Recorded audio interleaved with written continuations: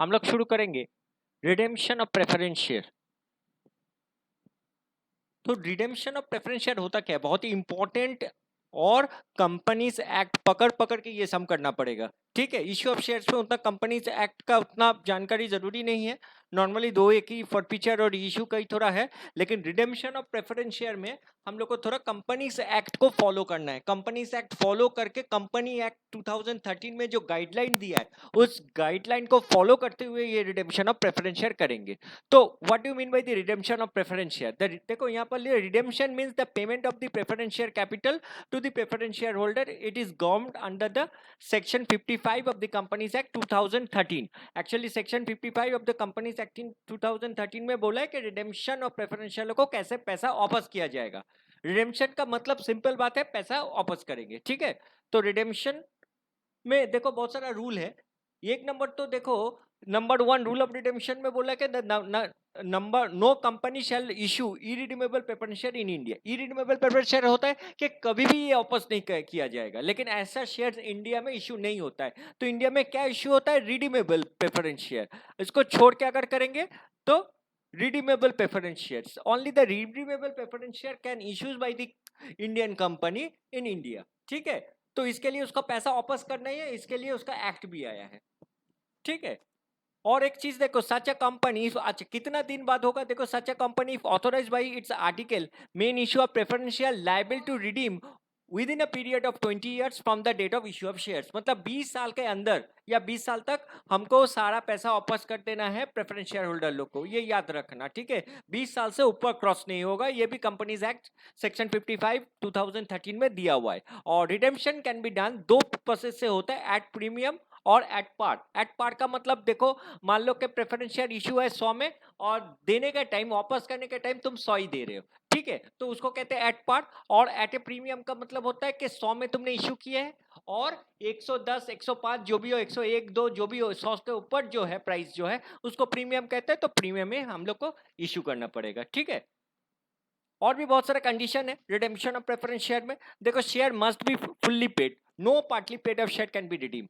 मतलब कोई भी पार्टली पेड, जैसा बोनस शेयर में हम बताए थे कि fully paid bonus shares, fully paid shares का ऊपर ही हम लोग बोनस इशू करेंगे। यहाँ पर भी कि पार्टली पेड ऑफ शेयर जो है, मतलब कि कोई आदमी 500 बंदा, मान लो कि उसका कॉल्ड अप वैल्यू 10 है, वो 8 रुपया तक दिया, तो उन लोग का पैसा हम लोग वापस नहीं करेंगे जब तक ना वो पूरा 10 रुपया देता है। नॉर्मली क्या होता है कि ये न्यूज सुन के कि कंपनी अगर रिडीम करेगा तो शेयर होल्डर लोग पैसा दे ही देता है। जो भी हो, अगर बुक्स में या प्रॉब्लम में हम लोग को दिया रहेगा कि पार्टली पेड अप है, उसको हम रिडीम नहीं करेंगे। हाँ, पार्टली टू फुल्ली कर सकते हैं अगर क्वेश्चन में दिया रहेगा कि पार्टली टू फुल्ली हो रहा है और कॉल हो रहा है इसके लिए। लेकिन एक चीज बार बार याद रखना कि no partly paid of share can be redeem.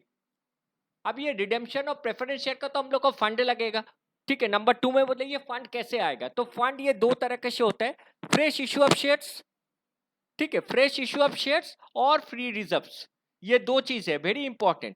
और बोथ दोनों भी हो सकता है, 50-50 30-40 कुछ भी हो सकता है। जब प्रैक्टिकल क्वेश्चन हम कराएंगे तब तुम लोग को ये समझ में आएगा। तो redemption out of the fresh issue of shares मतलब मार्केट में शेयर इशू करना पड़ेगा। और एक चीज याद है, ये हमने पॉइंट नीचे दिया है, देखो फ्रेश इशू का मतलब होता है प्रेफरेंस शेयर एंड डिवेंचर नहीं होता है। तो फ्रेश ओनली इक्विटी शेयर्स ही होता है। देखो हमने यहाँ पर लिखा है only value of equity shares, तो यहाँ भी हम लोग थोड़ा टाइपिंग मिस्टेक हो गया, तो fresh issue of equity share लिख देने से, यहाँ पर इक्विटी लिख देने से अच्छा रहता। जो भी है तुम लोग का दिमाग में रहकर सही चाहिए कि इक्विटी शेयर इशू होगा और फ्री रिजर्व से हम लोग इस प्रीमियम और रिडेम्पशन करने के लिए जो फंड लगेगा वो देंगे। Create capital resumption reserve if the redemption is made through free reserve. अगर फ्री रिजर्व से ही क्रिएट होगा तभी जाके हम लोग सीआरआर में ट्रांसफर करेंगे। ये तुम लोग का भी समझ में नहीं आएगा जब तक ना प्रैक्टिकल सम हम कराएंगे। ठीक है, एक्चुअली फ्रेश इशू में अगर सारा शेयर्स अगर रिडीम कर देंगे प्रेफरेंस शेयर फ्रेश इशू में, तो सीआरआर का क्रिएशन का कोई जरूरत नहीं है। प्रीमियम और रिडेम्पशन कभी कभी होता है ना, हम अभी बोले कि दो तरह का होता है, एट पार और एट ए प्रीमियम। अगर कंपनी प्रीमियम में ड्यू एंट्री पास किया, अगर प्रीमियम में रिडेम्पशन करना जा रहे हैं तो प्रीमियम कहां से दे पाएंगे? देखो, आउट ऑफ सिक्योरिटीज प्रीमियम और कैपिटल रिजर्व और फ्री रिजर्व्स, ये याद रखना, out of securities premium, capital reserve और फ्री रिजर्व्स। ठीक है, बार बार बता रहे हैं कि इसका गाइडलाइन फॉलो करके ये सम करना है। ठीक है, ये कोई भी अगर गाइडलाइन हम लोग वायलेट करेंगे तो सम रॉन्ग हो जाएगा। तो नंबर 5 पॉइंट में देखो capital redemption reserve, that is also known as, हम लोग शॉर्ट में बोलते हैं CRR, also utilise in fully paid bonus shares. ये तो हम लोग पहले ही कर चुके हैं कि सीआरआर देखो बोनस शेयर में इशू होगा, ये यहाँ का पार्ट नहीं है, लेकिन कोई कोई प्रेफरेंस शेयर का जो रिडेम्पशन है उसमें बोनस भी इशू होता है after redemption of preference share. और कैपिटल रिडेम्पशन रिजर्व देखो फेस वैल्यू ऑफ, ये याद रखना है, ये वेरी इंपॉर्टेंट पार्ट है, face value of preference share redeem, जितना फेस वैल्यू हो रहा है minus face value of equity shares, minus करने के बाद जो बचता है एक्चुअली वही हम लोग का सीआरआर में ट्रांसफर होगा। इसको भी अभी ज्यादा तुम लोग कर नहीं पाओगे जब तक ना अनटिल एंड अनलेस हम कोई प्रैक्टिकल सम कर पा रहे हैं। अब देखो नॉर्मली यहाँ पर प्रॉब्लम अभी स्टूडेंट लोग को आ जाता है, ये फ्री रिजर्व क्या है। अब फ्री रिजर्व का हमने एक लिस्ट बनाया है, फ्री रिजर्व और जिसको डिविजिबल प्रॉफिट कहते हैं और नॉन डिविजिबल प्रॉफिट।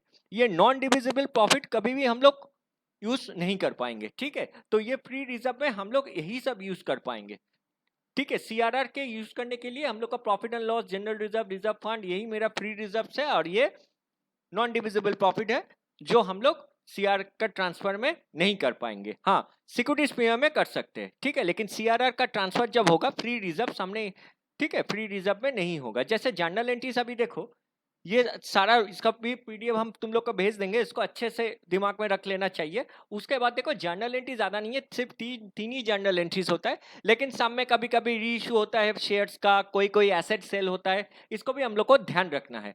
तो देखो यहाँ पर नॉर्मली 3 जर्नल एंट्री है जो लोग हमको जानना जरूरी है, ये 3, बाकी जर्नल एंट्रीज हम लोग जानते हैं, इसलिए हमने एक्स्ट्रा कुछ नहीं दिया। फ्रेश इशू का नहीं दिया, फ्रेश इशू हम लोग जानते हैं, सेल ऑफ कभी कभी फिक्स एसेट होता है उसका भी जर्नल एंट्री नहीं दिया। तो क्या जर्नल एंट्री है, 3 जर्नल एंट्री है फॉर ड्यू और रिडेम्पशन। तो ड्यू ऑन रिडेम्पशन में रिडेम्पशन अगर प्रीमियम होगा तो premium on redemption of preference share account debit to redeemable preference share holder account. अब देखो हमने क्या कहा कि सीआरआर में क्या ट्रांसफर होगा, तो सीआरआर में जो बचा कुचा है वो पीएल और फ्री रिजर्व, हमने सिर्फ फ्री रिजर्व ही दे दिया। फ्री रिजर्व का लिस्ट में मेरा ये 6-7 आइटम आ जा रहा है फ्री रिजर्व्स में, ठीक है। अब क्वेश्चन वाइज हम लोग करेंगे। तो प्रॉफिट एंड लॉस अकाउंट तो होगा ही, free reserve to capital redemption reserve और सीआरआर। और लास्ट में जर्नल एंट्री पास करना है कि देखो हम लोग को प्रेफरेंस शेयर होल्डर लोग को पैसा पेमेंट करना है, पैसा लास्ट में वापस कर देना है। तो very simple, redeemable preference share holder account debit, क्योंकि उन लोग को मिल रहा है, they are the personal account to bank account, हम लोग का पैसा वापस हो जाएगा। तो स्टूडेंट अच्छे से इस शीट को देखो और मेरा वीडियो भी देखते रहो, ठीक है। Divisible profit, non divisible profit का रेटिंग कर दिया, मतलब ये हम लोग का सीआरआर में यूज नहीं होगा, ठीक है। इसके लिए इसका एक तो लिस्ट हमने बना दिया, स्टूडेंट लोग का कंफ्यूज होता है, और बाकी जो भी रूल जितना है नॉर्मली इसी रूल से हम लोग सम करेंगे। तो होप स्टूडेंट तुम लोग को ये समझ में आया है। इसको अच्छे से एक बार वीडियो को भी दे सकते हो और पीडीएफ को भी पढ़ने से तुम लोग को समझ में आ जाएगा, ठीक है। Thank you so much.